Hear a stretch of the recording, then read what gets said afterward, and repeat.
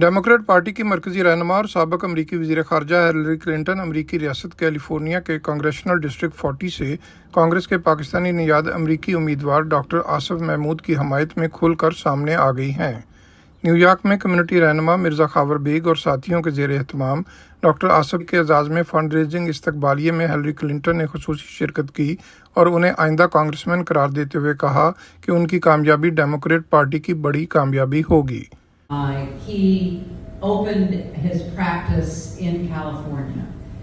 He has been a respected member of the medical community for so many years now.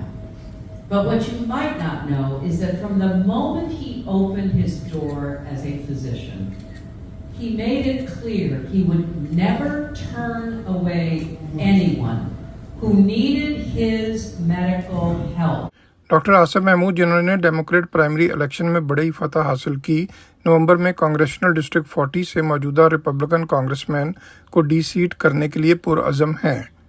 इस्तकबालिये के मेज़बान Khawar bag का कहना था कि डॉक्टर आसिफ महमूद के लिए हिलरी क्लिंटन समेत पार्टी की मरकजी क़यादत की सपोर्ट डेमोक्रेट पार्टी को बड़ी फतह से हमकिनार करेगी।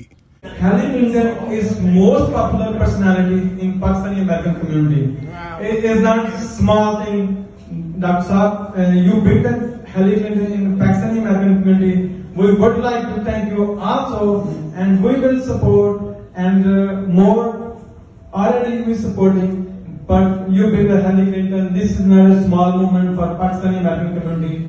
इस्तकबालिये में शरीक दीगर कम्युनिटी कायदीन का कहना था कि डॉक्टर आसिफ को अमेरिका भर में बसने वाली पाकिस्तानी अमेरिकन कम्युनिटी भरपूर सपोर्ट करे।